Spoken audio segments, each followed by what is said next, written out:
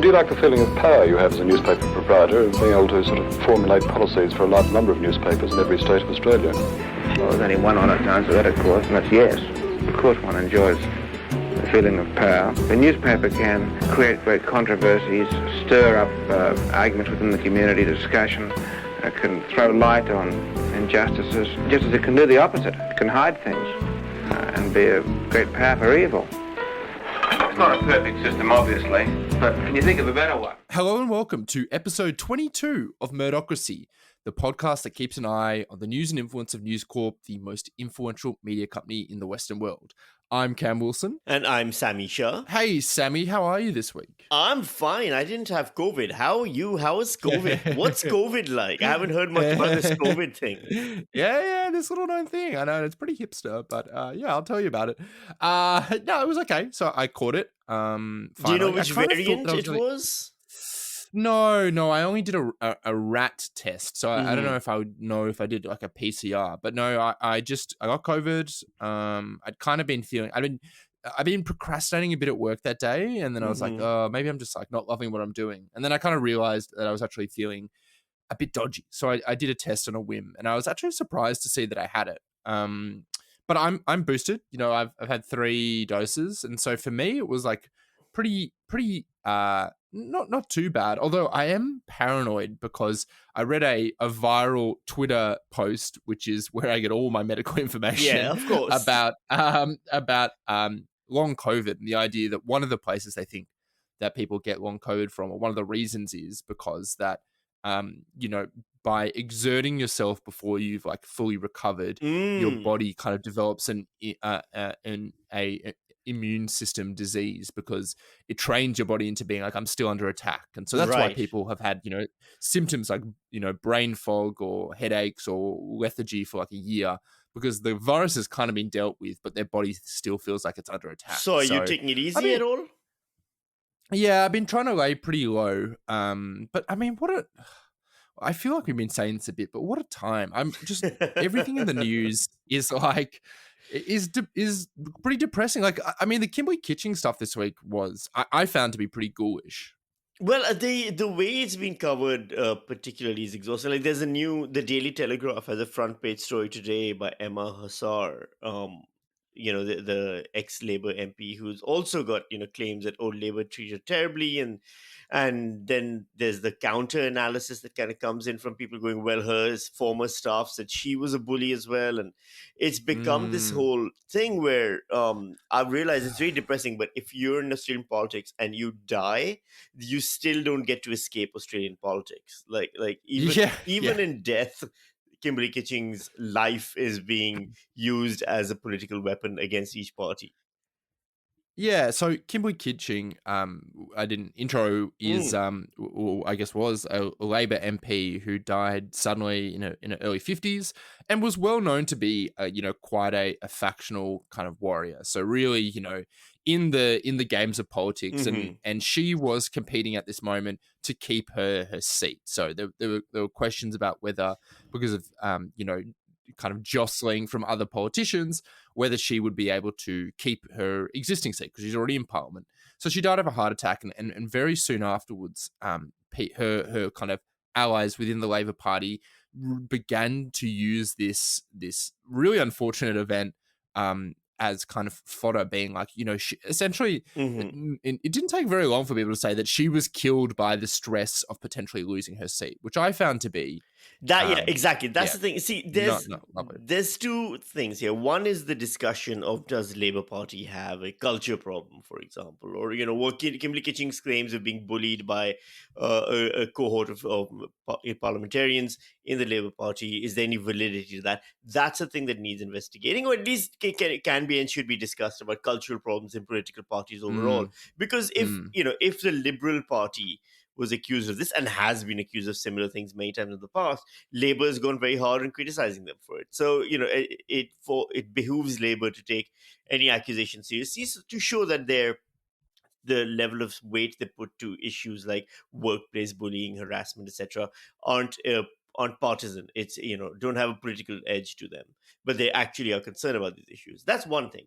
The other is the way it's all being written about, which is, you're right, which is entirely about the fact that Kimberly Kitching was killed by Labour Party bullying, and that's a massive health claim, and scientific claim, and all these things, which needs to either be backed up right fucking away or should not be being made at all. Yeah, and the way you see people who really do have no knowledge of this are pining about it. Everyone from, Scott Morrison saying, oh, this really needs to be looked into, to, Peter Credlin saying, this is proof of the Labor Party's women's problem, which to me reads as a really naked attempt to try and neutralize this advantage that the Labor Party has at the moment, because, the government, it's been well documented, has had a problem with women voters, particularly since the Brittany Higgins stuff. It's just gross. And look, in a weird way, it was well known that Kimberly Kitching was played pretty hard in politics. So, in a way, the fact that her death is kind of being used to continue to be as a weapon against her political enemies, maybe that is actually the best way to celebrate her contribution to politics. Who knows, honestly. there is a thing that right now, like if you go on the YouTube channel for Sky News, I was researching this for my News Weekly podcast, the amount of videos in the last 3 days from Sky News that are on YouTube right now, where, different programs, mainstream main programs on Sky News After Dark, talking about Kimberly Kitching again and again and again and again, with largely the same 2-3 guests again and again and again, is really quite telling about how much of this is now just right side of politics versus left side of politics stuff. Yeah, more things to feed the beast, feed the machine. So,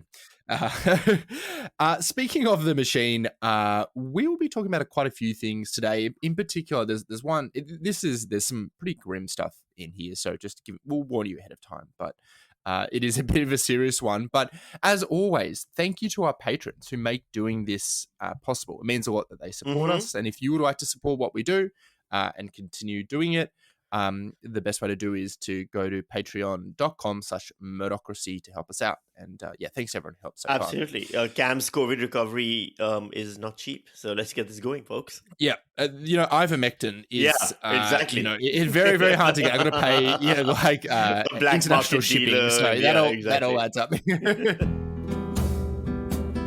So, for our first piece of News Corp news of the week, last week, the first Northern Territory police officer to be tried for a murder of a First Nations person since the Deaths in Custody Royal Commission was found not guilty of killing 19-year-old Kumanjayi Walker. As always, these cases are pretty complicated because they are both, highly specific and often complex legal cases that, depends on things like the jurisdiction where they occur and the actual administration of the case, while also becoming almost like symbolic of these broader issues about racism, colonialism, and of course our criminal justice system. But it's what happened afterwards that is really relevant to us and turned some heads. Once the case finished, the media floodgates opened because journalists were allowed to write stories about details about the case of the story that they couldn't. And in particular, the Australian covered it with headlines like "The Unwanted Baby Who Became a Violent Abuser," "Kumanjayi bashed him, but I loved him." Kumanjayi bashed me, but I loved him. And "Watch the video. Moment cop Zachary Rolfe shoots teen Kumanjayi Walker." According to Amanda Mead, it was criticised by Indigenous journalists across Australia, including the ABC's Bridget Brennan, who wrote on Twitter, "This is traumatising, unethical and appalling reporting that should never have been published by The Australian. If you work there, if you are a former employee, if you're a leader in this industry, say something loudly." Sammy, there's a lot in this, and it's a really, really sad case. But did you notice this reporting as it was happening? The one that really caught me by shock. Look, there's a part of it. There's some of it that I anticipated. There's a thing that happens. It's particularly around crime cases where after that some of the reporting tends to be ghoulish, and that's regardless of race. That's regardless of racial issues and stuff. It doesn't matter who the victim is. It doesn't matter who the perpetrator is. People tend to look for the ghoulish details. That's one element. The other is the fact that, yes, this was an Indigenous man killed by a policeman. And so I anticipated that much of the same way that US media does this, where, they then try to find justifications from the killed person's life to make it seem like to vindicate the police. This is something that you see in Mm. American police quite often, so in American media quite often as well. And it's very prominent when the person who's killed is a black person. That those elements are there, but the one that really shocked me was the moment cop Zachary Rolfe shoots teen Kumanjayi Walker. Watch the video. I thought after the entire Christchurch thing, 3 years ago, the Christchurch attack, when when Sky News, for example, was got into trouble for replaying the footage of the killer going into the mosque and shooting people again and again and again, that some level of consideration had been put into place about how often they would show, or even showing at all, footage of people dying, footage of people being killed, particularly. And yet here this was, and it was like a bonus feature, like a Patreon subscriber bonus episode kind of a thing, where they literally, Oh. like, the way they presented it was watch the video, and it was because subscription based website, the Australian, you have to subscribe to watch the video. So there's almost like an enticing thing for people. It was very shocking, even to someone as cynical as myself, that they would put that up there at all. Lucky subscribers can see the moment that this person died. Yeah, Yeah. I found it to be really grotesque, and I'm I think quite attuned to the issues in crime reporting generally because Hmm. look, there's this kind of growing school of thought that critiques crime reporting as we know it. Because I mean, a lot of the crime reporting that we see is X person arrested for this. This is what the cops say. And or if it's done through court reporting, this is often what the prosecution says. Right. And this kind of whole beat, this section of journalism is really set up often to benefit police narratives and also in a way that kind of is very like tabloidy. This like look at this person. It's often like you'll see it in like there are publications in Australia, like News Corp publications like the Daily Telegraph will have like Instagram model caught with 3 caps of MDMA or something Right. like Yeah. that, Yeah. and it's supposed to be titillating and that kind of stuff. But I mean, this is kind of set up in a way that unfairly, affects, particularly like marginalized people, but people who've done things that, we are increasingly understanding, particularly around things like drugs and domestic abuse, are like, I guess, like discrimination in our society that's then reflected in the reporting. So, like, for instance, and this is particularly relevant because it was a First Nations person killed by a white police officer, but Hmm. a lot of crime reporting, crime journalists who want to get good stories have to talk to the police because the police are the people who have those information. And you can either wait for the official statement or you can get details beforehand. If you want to get details beforehand, you've got to have a good relationship with police, right? Like you want Yeah. to have something where they think that if they give it to you, they'll get a good run. And so this kind of, I guess, inherent incentive makes it so that you get a lot of reporting around crime is biased towards police. And as we know, like, there's a lot of calls for police reform. There's a lot of issues about how police end up lying. But despite that, their like opinion is often represented in reporting as kind of gospel. Like, if someone says to you something, kind of controversial normally, you'd be like, well, I'm going to go check that Hmm. with someone else. But often police are kind of just taking out their word. Well, there's it's not just that element, which is a huge part of it.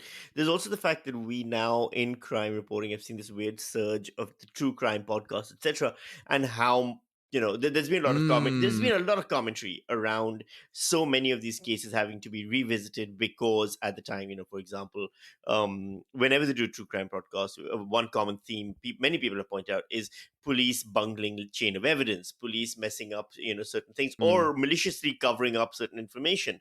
um yeah, and that's an element. And in America and in UK, there's been a lot of commentary around how many of the true crime stories, podcasts particularly, are always start with a dead woman in in gruesome circumstances, and that Yeah. seems to be the titillating hook. In Australia, we've had more than one very successful, very prominent, and I would argue some very, very good true crime podcasts, starting with dead Indigenous man. There seems to be a certain appetite for a particular person being dead and then the investigations around that. And I find that very worrying as well. The other thing I find worrying or strange, I thought there was a tonal shift here for the Australian, because particularly the story which was headlined "The Unwanted Babe." No, sorry, Kumanjayi bashed me, but I loved him, which is an interview with his ex-girlfriend, I believe. It was more Herald Sunish, if or Daily Telegraphish, than the Australian. I felt, because the Australian tries to present itself very often as a more mature broadsheet compared to the others. And this Mm. had a very tabloid feel to the front page of the Australian, which I don't know, it just felt like it's a strange thing, but I noticed a tonal shift in their coverage, which seemed unlike their normal voice, at least. Yeah, it's good that you mentioned their normal stuff because traditionally the Australian actually has a good reputation of Hmm. covering Indigenous affairs. So like I mean, that's not saying that they're perfect. They All of Australian media is far from perfect, but the resources and attention at least that they've given to things like closing the gap and the issues associated with that has actually been like more than other publications. So that's something that they, I think, in the past have hung their hat on. Right. But yeah, you're so right. Like this kind of a lot of this coverage went into that kind of that really gross. Like there's only two narratives. It's either some like, and I think this was partially, partially was because of we got a result in the courts that said that you can do this, but all the coverage afterwards was the man who was killed was an abuser, like all this awful stuff, literally, like you said, sharing the moment that he died, interviewing victims and presenting it in a Mm. ways that he was a harmful abuser. And of course, like these are allegations that they reported, but losing that kind of nuance that like even though this man was found not guilty, that doesn't mean that like he necessarily did everything right. Like as Mhm. in like if there was a different police officer who was sent that day, maybe this man would still be alive. I mean, that's a thing that will be, I'm sure, investigated further. But like the criminal charges have found that he's not guilty of this, and also that like the man who was killed was also a victim of the circumstances that he was in. He was a complex person, and to make him into this like essentially like a caricature of like a harmful criminal, and literally to show the moments that he died. Like the question that people ask, which I think is right, is like if this was like just a white guy, like a normal white guy who was killed by a white cop, would we be showing this? Would we be going to the same amount of detail? I'm not sure that we would be. I think that we're playing into these like gross stereotypes of Indigenous people of like domestic violence, which happens in these communities. That's a Mhm. real thing. But feeling okay to be like, because we know this, we can kind of go like fully in on him in a really gross way. And I mean the whole story is really sad. Yeah, the entire thing is sad, and I think that really is where it comes down to in the end. The what it says about communities, indigenous communities, and what they're going through. What it says about so much of the domestic abuse issues, substance abuse issues, and then policing problems we have in some of these communities, which have been brought up time and time again. There's the individual case and the particular of the individual case and the court results of that, and then there's the wider cultural context of it, and neither of those things are inspiring at all. Okay, moving on. Our friends at the Australians for Murdoch Royal Commission have launched a new stage of their campaign. According to Sally Rugg, who is the organizer who we've spoken to in the past, the 40,000 people who've signed up to be part of the group are promising to actively fact check News Corp during the election. This is a quote from Mhm. an email. Supporters will play an active role in monitoring for political bias and misrepresentation of facts in the news media, building a national, state-by-state, and hyper-local body of evidence to further our case for a royal commission to expose and remedy the harms to society of media market concentration. Sammy, do you think something like this could have a big impact? So there was a really interesting study done a while ago called, and you can read about it on The Conversation. They did a summary of it back in March of March 4th, I believe, the piece had come out. I was researching it for another research paper, and it was called like fact checking can actually harm trust in media. So basically, a bunch of different analysts and media lecturers at University of Melbourne, at La Trobe, and a couple of other universities, including UT Austin in America, did a thing around fact checking. And they tried a whole bunch of different experiments and watched and then surveyed the results.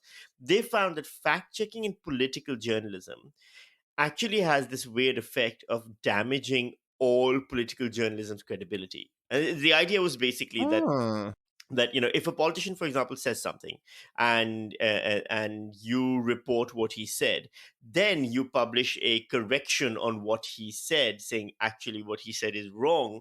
It doesn't damage the politician's credibility so much as it damages the credibility of the reporting.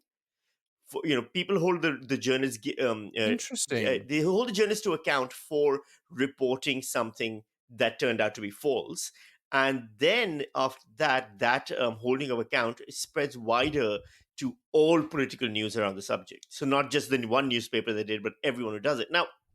Obviously Sally Rugg and this entire group, their job isn't to make political reporting more credible, with the exception of News Corp. Yeah. If they're fact checking something, the after effects of that are not their problem or their responsibility. But it is an interesting phenomenon that if you fact check News Corp on how it covers the election, you're also going to damage the credibility of the ABC, Guardian, The Age, everyone else in political reporting. So, if one goes down, it kind of takes everyone else down with them. Yeah, that is. I mean, that's kind of that's unfortunate Mm-hmm. to put it bluntly. I do think though, in that situation, the onus there is like that's essentially. I mean, technically that effect is created by the fact checking, but really the responsibility lies with the people who are telling the fabrication or Yes. presenting it in a misleading way. And so, like, by doing this, yes, you might kind of, I guess, undermine faith in the media generally. But also, I have this theory, and I'd love to hear what you think on this. Okay. And maybe there's some research out there. I think that while there may be falling trust in the media, Mm-hmm. I think that people more than ever have immense trust in their preferred publications. And so when people say, I don't like the media, that doesn't mean that they, for instance, don't like Sky News Australia, doesn't mean that they specifically don't Right. like the ABC. It means that they don't like them like writ large. And Mm. so, like, like that allows them to have a skepticism, often, sometimes a healthy skepticism, but often like a unhealthy skepticism generally of journalism. But that doesn't necessarily mean that all journalists and all journalism outlets are universally being undermined by that, because publications through whatever means are able to build up that trust even as maybe faith is falling from people generally in the media. What do you think? Do you think that like maybe like we shouldn't be focusing on, for instance, how much people trust the media in inverted commas, but like how much do they trust, one of a news source or a handful of news sources that they're getting their information from? I think that's very true, because we're also seeing, if you watch a lot of Sky News, you watch them say things like, Rowan Dean will come on, or for example, or Andrew Bolt will come on. They'd be like, the media is telling you this, but we'll tell you different. It's like, but you are the media. Like, how are you distancing yourself from the media? You're literally the media. Yeah, the mainstream media. Yeah, You're like in like one of the biggest media companies in Australia, a part of the biggest like media company in the world. And I'm watching you on my TV, and you've got ads running. Like, you're the media. That's how it But works. Sammy, they're being silenced. No, they're being absolutely censored. So, but you're right. Like, there's people who watch them and trust them, and there's people who watch ABC and trust the ABC and not Sky News. And there's and then there's the people who read, for example, Crikey and Guardian and trust those, but not the others. That's a big part of it for sure. And then there's the people who, many of them, don't watch any of this stuff anymore and get all the news from Friendly Jordies or Joe Rogan or whoever. We have had that stepping Friends away. of the pod. Yeah, exactly. Friends of the pod, indeed. So yeah, we've had that walking away a little bit from mainstream media and everything. But I do think trust is down. Honestly, I do think overall trust is down. Yes, the fragmentation element is there, but I think you're more likely to see something like, um, people taking rumors as gospel in this upcoming election more prominently than we did in previous elections. The presence of Facebook and Twitter and Instagram and TikTok stories getting a wider narrative will be quite surprising, I think, to many analysts. Yeah, no, I think that's right. I also think that it's partly a almost like a heuristic that allows them to pick and choose what truth they want to believe. Because, people like, I'm thinking particularly like, people like ABC and, Nine and Crikey and Guardian, all fake news, will happily like share an article from Yeah, like Crikey if it confirms something they already believe. Like, if it's like an anti-Labor article, like that, they won't be like, oh, I don't know, I don't really trust Crikey. They'll be like, hell yeah, like this yeah, is yeah. exactly what I already think. It's more of a way to kind of pick and choose what they believe. It's like choose your own adventure, but for reality, which is Yes, exactly. not ideal. More bad news for physical paper lovers. Nine Zoe Samios reports that the Norwegian-owned Norske Skog, who we've spoken about before, brilliant Mhm. name, is in the middle of renegotiating contracts with newspaper and magazine publishers as it battles to keep its only Australian paper mill running and profitable. She said that paper is expensive because of the amount of energy needed to produce it. Publishing companies are competing against packaging and toilet paper companies for limited fiber resources globally, which are driving up costs. Sammy, I think that they said that it's unlikely that News Corp and News and Nine papers are going to stop printing, but it's going to increase Mhm. prices. But I mean, like we've spoken about this before. I feel like this is just the inevitable march of history, where at some point these major publications are going to, if not stop publishing altogether, will really, really restrict the circulation to like, a couple of metro areas, right? I mean, I remember I've asked my students this in university a few times, and every term I take a survey at the start of the class, and how many people read physical newspapers, and it's always zero. Like it is, there are no people in their 20s reading physical newspapers, and so even if you just think in terms of like habit forming behavior and stuff, within a decade or two, that means that majority of the reading and it's money spending populace of Australia and probably the rest of the world will not be reading a physical newspaper at all. And so even if you decrease costs or whatever, it's not going to have a difference. Just people don't think of it as the template that they're interested in. People hardly go to the newspaper's website.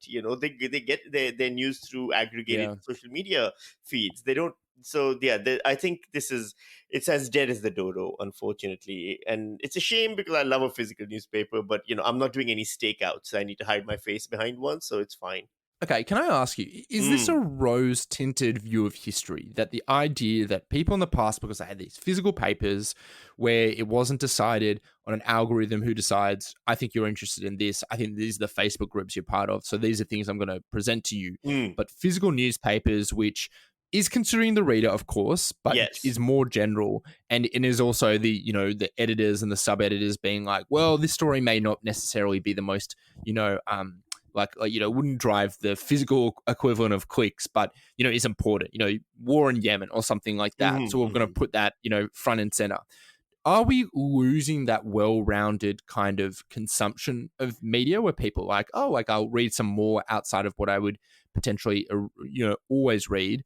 Or am I just being like, too kind of pessimistic about now and optimistic about the Hmm. past, or I guess the still existent people who read the papers, but people just like, skimming through Right. anyway and only read the things that they're interested in?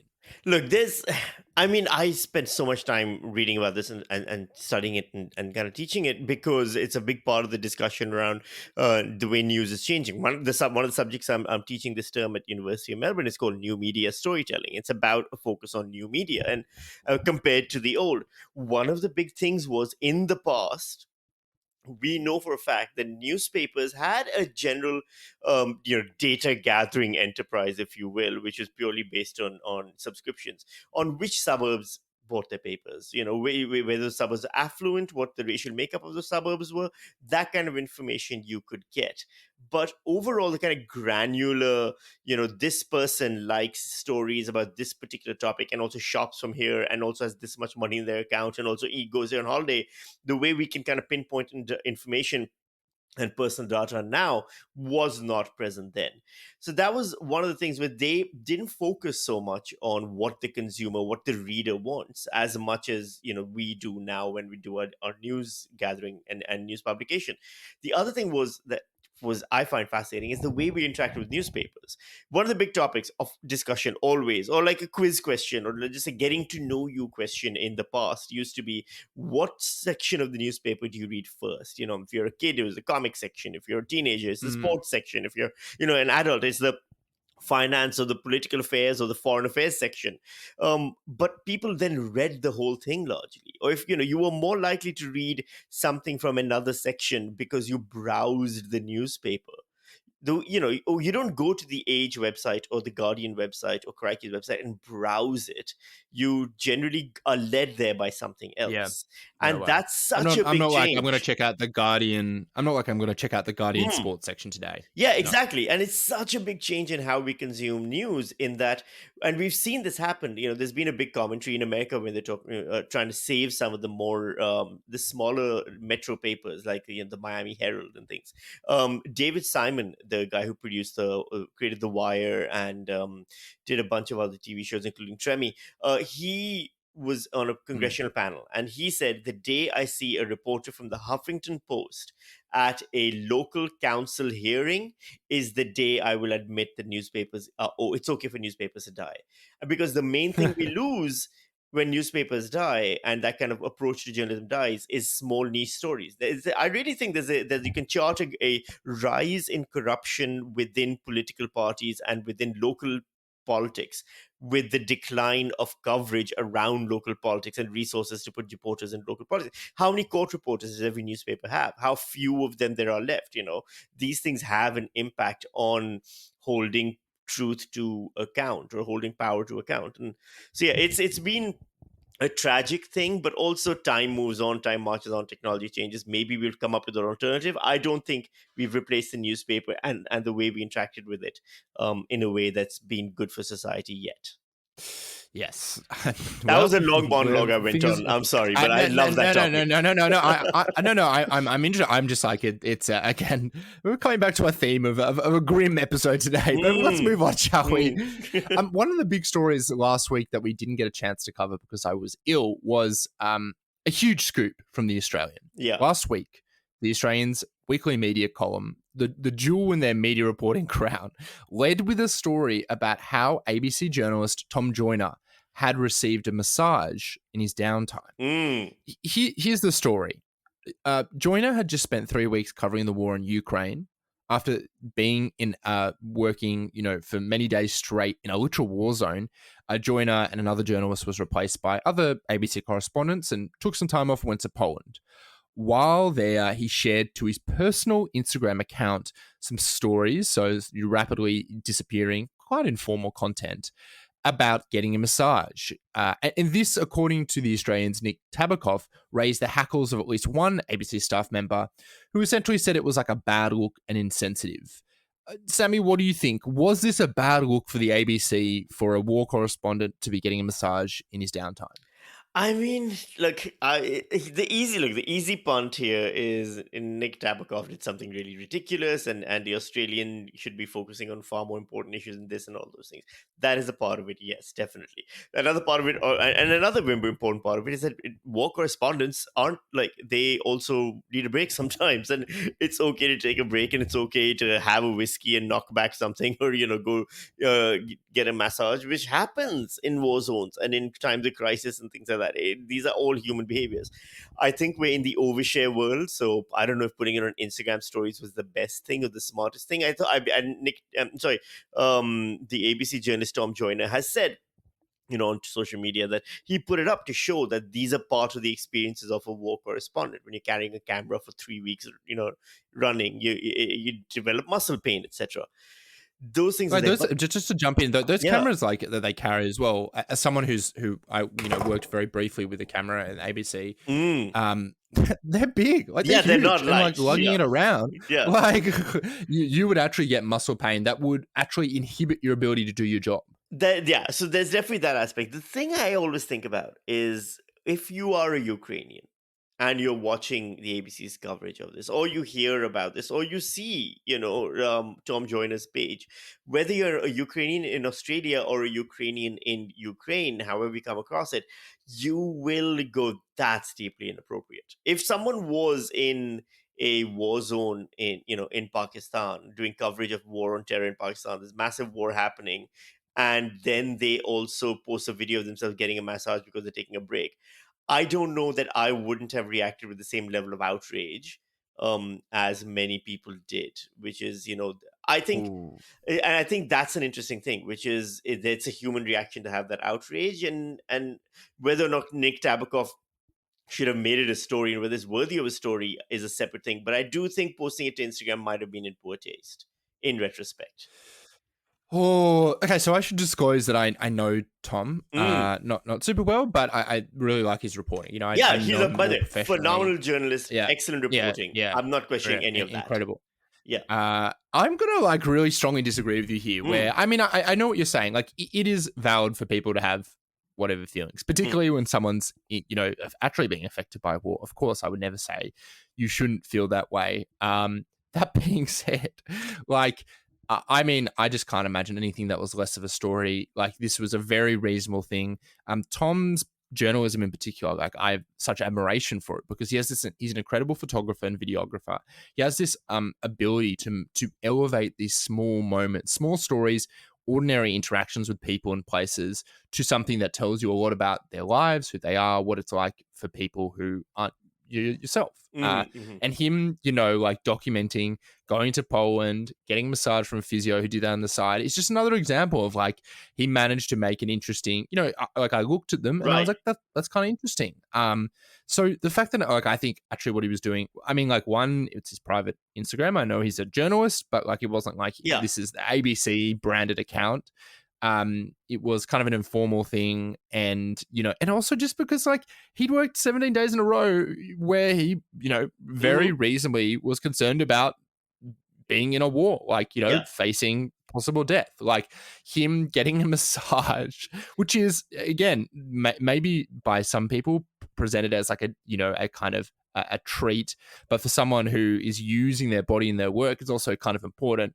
I just think is bullshit, and this was just an example of it. Also, here's another thing, and this kind of is a kind of more interesting aspect of reporting, which is like, so Nick Tabakov, the guy who wrote this, Yes. says he spoke to an unnamed source within the ABC. And that kind of gives it this, a little bit of meat. Oh, look at this. Someone in the Yeah. ABC who says that they this rubbed them the wrong way. I mean, like, this is an example of how, like, insider unsourced or like, non-publicly sourced journalism might not necessarily tell you the full story, because, like, I'm sure that Nick spoke to someone. I'm sure that person, like, I have no reason to not believe that the fact that they said, oh, this doesn't look good, whatever. But, like, does that represent, the ABC staff's views as a whole? Like, Well, no, it yeah, allows you to exactly. run with a headline being like, ABC staff upset at war correspondent for getting massage.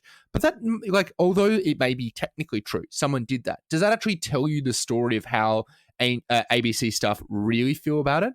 I would say, based on the response, absolutely not. But it allows people to run with a story that fits their, like the News Corp literally has a war against the ABC. They know it's good for them. Yes. They know it's good. It's red meat for the base, and also the ABC is legitimately their competition. And so, for all these reasons, they presented a story that, while was technically true, I don't think was, like, honest. And I think that's, like, it's pretty pathetic.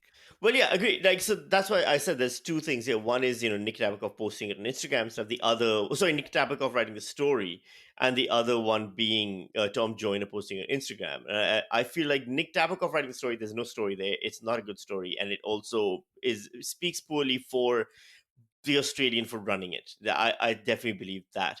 And yes, I do think that if you're a journalist in the field, what you go through, what is people do not understand or have any knowledge of it, but posting it to his Instagram stories for whatever reasons, I would argue might not have been the best move because of the way we are in a war right now. He's working in a war zone. There's other people in that war zone with sensitivities and their families and stuff, and it just fits a wider narrative at this point. But yeah, I don't Yeah, see no, the story I get as what you being mean. worthy of printing. But there's there's Yeah. many stories that, like we're saying, in many newspapers that for some reason get printed, and now we're discovering that you don't have to read anymore. sometimes you just gotta, you gotta fill up space. You gotta Yeah, file something, yeah. and that's what they came up with. Exactly. And finally, here's a bit of a weird one. So the company that owns realestate.com.au, which is REA Group, is majority owned by News Corp. Mm. At Nine Papers, Stephen Brooke and Samantha Hutchinson reported that the company has been cybersquatting, which is registering domains that aren't necessarily for projects that they're actually using, some rather strange websites. So one was multilist.com.au. If you go to there, it goes to realestate.com.au, very normal. But they also found linked to the company findnudedude.com.au and also sexonline.com.au. Sammy, is this just savvy business? I mean, it's cyber squatting isn't a new thing, going in and just buying up URLs that might come in handy later.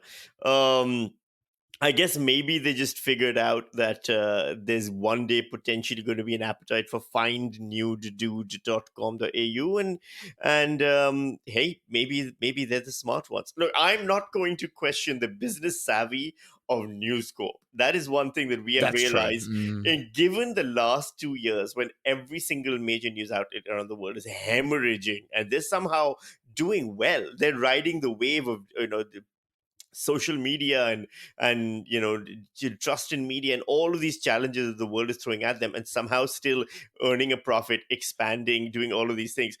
I ain't going to question it. They obviously know what they're doing. Yeah. I'm more disappointed in myself for not buying findnudedude.com.au and sexonline.com.au and redirecting them to the sammyshah.com. But, that's my fault.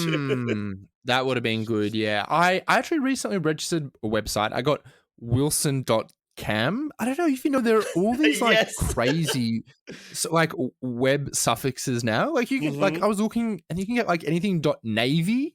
Dot online, it's a fairly normal one. Have you thought about partaking in some of these strange web domains? I tried to keep. Basically, what happened was I used to have sammyshah.com, which is SAMISHAH.com. That was mine. And then I had it for something like 15 years. And then 1 year, for some reason, the renewal notice went to my spam folder in my email. I didn't see that the thing had expired until a day after it had expired. And in that time, someone swept in and bought it up, and I lost it. Really? So now, that's why now my website Who owns it now? Just some random person who bought all of these things. And if I want it, I better be willing to pay several $1,000s to some random. I'm looking at sammyshah.com right now, and it redirects to novel summary. Yeah. And it is looks like a spammy blog that writes very short summaries of novels, which is just one of those basically placeholder template websites, I can guarantee you, which you just, if I want it, I go, I'll have to pay them money for it, is the way it works. So I just set up the sammyshah.com, which sounds like an egomaniac's website, but in retrospect, I should have done shah.sammy or sammy.shah. That would have been pretty cool if that was a possibility. Well, I don't know. There's what is there? There's I'm looking at it right now. You could get sammyshah.autos, sammyshah.info. That's good. Is there a .sam? Let me have a look. .sam. No, I don't think so. No, I know exactly. Wilson.cam is genius. Life. I know. I feel good. Although the only problem with it, I have to admit, is that I have no doubt, when you go so I've got cam at wilson.cam, which is, I think, good. But because cam is so close to com, I think people are just going to think that I had a brain explosion and just change it to .cam. So it might backfire on me. Well, I mean, anyway, I'm going to go out and do findnudesammy.com.au now, because you never know who might be looking. And maybe this strategy is pretty good. sammyshah.fun. I think that's good. Oh, yeah. I am fun. That is true. Yeah. Sorry. Okay. Fun people always have to tell people how fun they are. Yeah. I believe it. All right, that is us for this week. Thank you so much for listening. If you haven't already subscribed, you can find us on Apple Podcasts, Google Podcasts, Spotify, or just about anywhere. And of course, don't forget to join our podcast group on Facebook, which is Murdocracy Podcast. Thank you to Kevin MacLeod for theme music, the ABC for recordings from the archive, Ruby Innes for our artwork, and as always, thanks to you, Sammy. And thank you, Cam.